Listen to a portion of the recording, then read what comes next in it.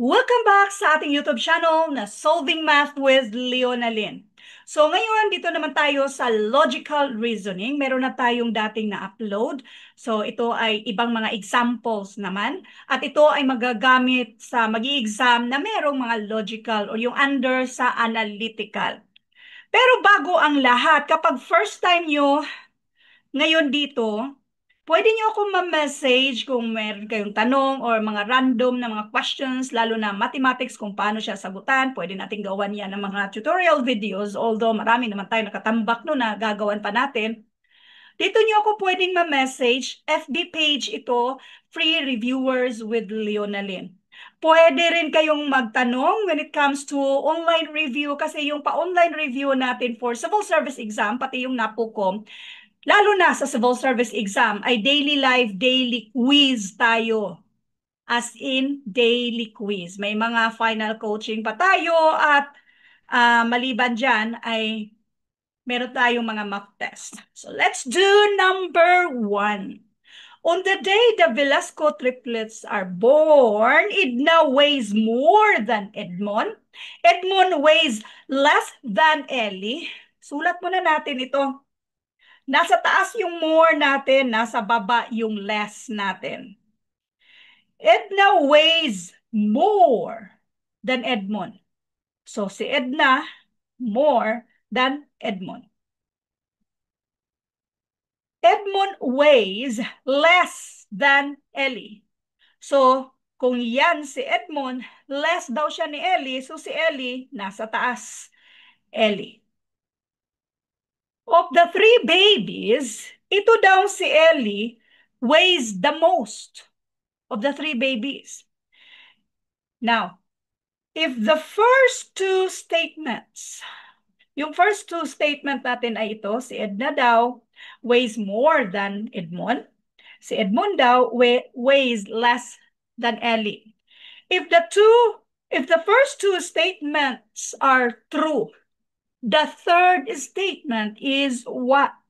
So therefore, itong dalawa ay true na si Edna weighs more than Edmond at si Ellie naman weighs more than Edmond or Edmond weighs less than Ellie. Now, itong pangatlong statement dito, si Ellie daw weighs the most. Wala man sa given. Hindi man natin masasabi na si Ellie weighs the most. Kasi si Edna at saka si Ellie, ang nasa given, pareho silang na mas mabigat yung timbang kay ni Edmond. Pero wala sa given na si Ellie weighs the most. So therefore, yung third statement ay uncertain. Next, number 2. The temperature on Monday was lower than on Tuesday. The temperature on Wednesday was lower than on Wednesday.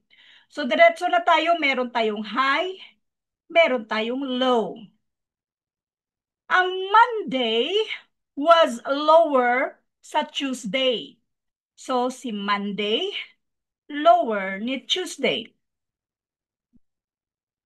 And then, Wednesday was lower than on Tuesday. So, kung yan si Tuesday, lower daw itong si Wednesday. Tama ba? The temperature on Wednesday was lower than on Tuesday. And then, the temperature on Monday was higher than on Wednesday. Dito muna tayo sa if the first 2 statements are true. So ito yung first 2 statements are true. The third statement is what? Anong sinabi ni third statement? Si Monday daw was higher than Wednesday. Higher daw siya ni Wednesday. Hindi man yan given. Ang nasa given, itong si Tuesday, siya yung highest. Kasi mas higher siya ni Monday, or although si Monday ay lower ni Tuesday. So higher si Tuesday. Then, ganun din sa second statement. Therefore, hindi naman given at hindi natin malalaman kung alin sa dalawa, si Monday or Wednesday, yung higher. So therefore, ang sagot dito ay uncertain.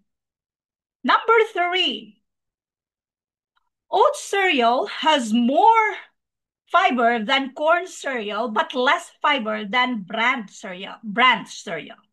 Corn cereal has more fiber than rice cereal. So, ngayon pa lang, isulat na lang natin yung mga more at saka yung less fiber. So, dito na tayo kay oat. Si oat daw ay more kay corn. So, si oat ay more kay corn, but less than bran. So, ibig sabihin, yung bran ay nasa taas ni oat.